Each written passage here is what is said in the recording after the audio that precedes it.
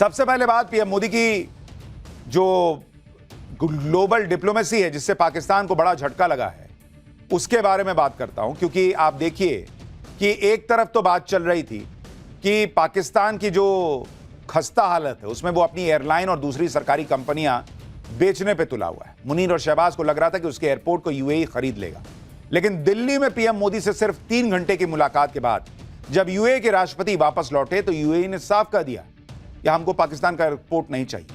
दरअसल अगस्त 2025 में यूएई और पाकिस्तान के बीच इस्लामाबाद एयरपोर्ट के ऑपरेशन को आउटसोर्स करने की डील हुई।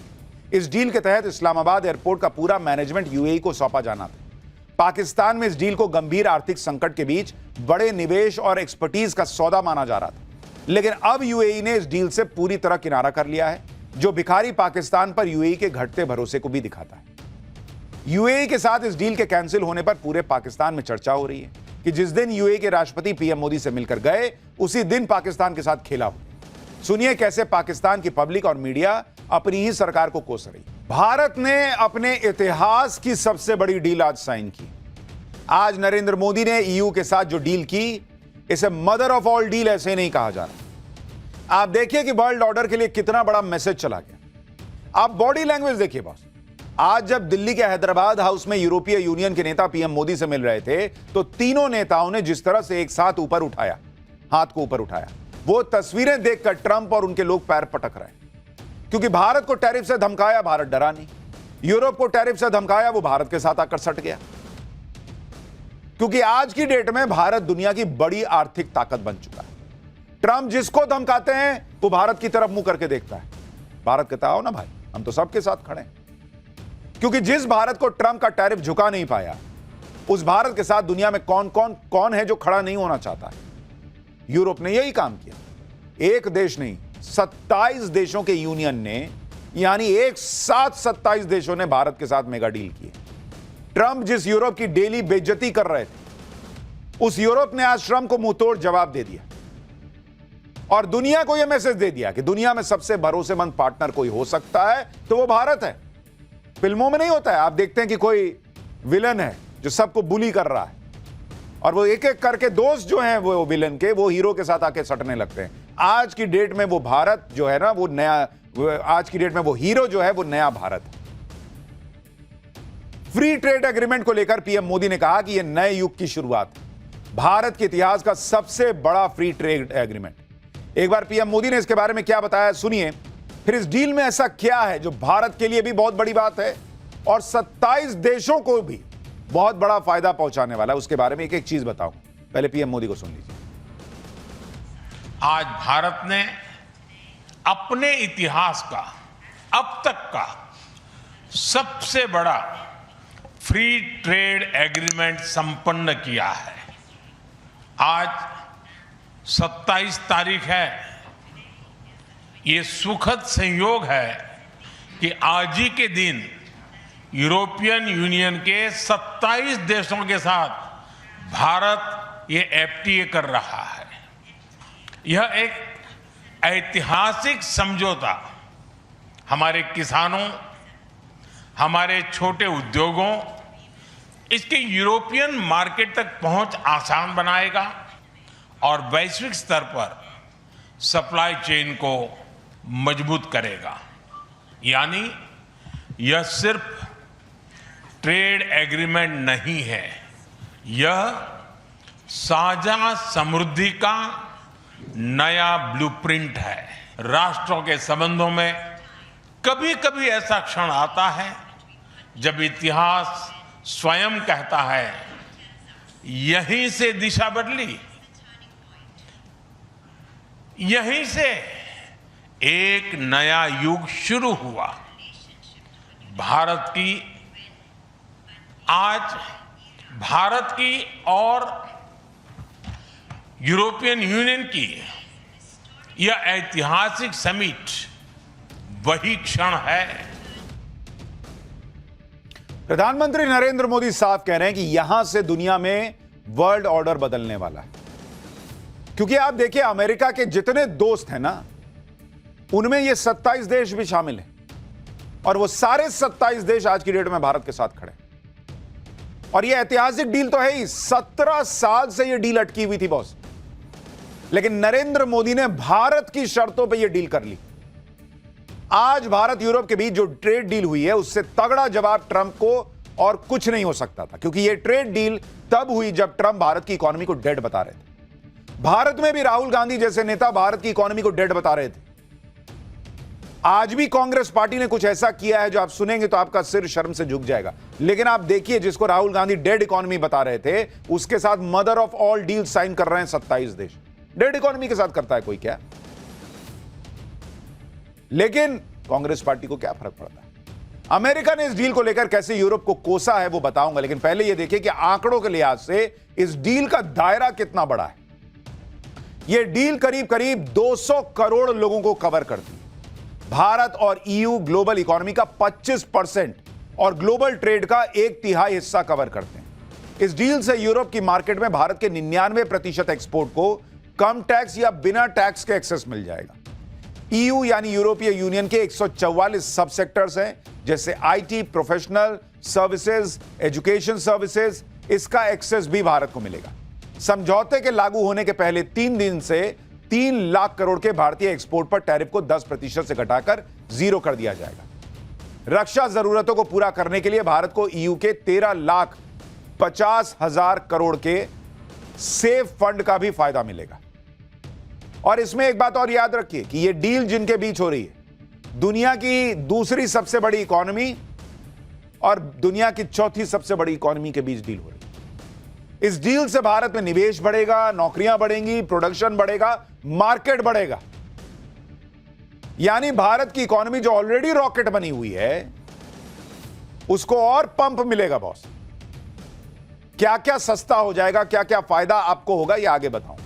लेकिन आप इस ट्रेड डील को लेकर यूरोप के नेताओं का रिएक्शन देखिए, उनकी बॉडी लैंग्वेज देखिए। ऐसा नहीं है कि खाली भारत को फायदा हो रहा, उनको भी पता है कि भारत ही दुनिया में एक उम्मीद की तरह है।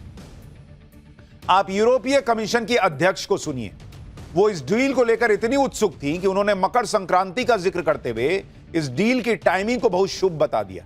सुनिए एक बार। We did it. We delivered the mother of all deals. We are creating a market of 2 billion people, and this is the tale of two giants, the world's second and fourth largest economies, two giants who choose partnership in a true win-win fashion. A strong message that cooperation is the best answer to global challenges. 2 weeks ago, India marked Makar Sankranti. It's the beginning of Uttarayan, the sun's northward journey. From darkness to light, from stillness to growth, from what was to what can be. And that is what makes our summit so unique and timely. The time is right for renewal. यानी European union के नेताओं के लिए न सिर्फ ये एक deal है, बल्कि ट्रंप के खिलाफ उनकी भी महाजीत, क्योंकि ट्रंप तो यही समझ रहे थे कि उनके बिना यूरोप का काम ही नहीं चल सकता।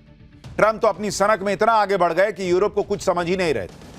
कह रहे थे कि ग्रीनलैंड कब्जा लूंगा, धमकी दे रहे थे। यूरोप को इस मुश्किल वक्त में भारत का सहारा मिला। भारत से डील लॉक करके यूरोप ने बता दिया कि उसने अपने विकल्प खुले रखे। ट्रंप बार बार यूरोप को टैरिफ से डरा रहे थे, लेकिन यूरोप ने ट्रंप के टैरिफ का लोड ही नहीं लिया। ट्रंप तो यह चाह रहे थे कि यूरोपीय देश भी भारत पर टैरिफ लगा दें। यूरोप के देशों ने उल्टे भारत से सबसे बड़ा फ्री ट्रेड एग्रीमेंट करके ट्रंप को बता दिया कि यूरोप ट्रंप के इशारे पर नहीं चलेगा। इसके साथ ही यूरोप ने ट्रंप के डर से चीन की तरफ जा रहे देशों को भी संकेत दे दिया कि भारत कहीं ज्यादा भरोसेमंद पार्टनर है।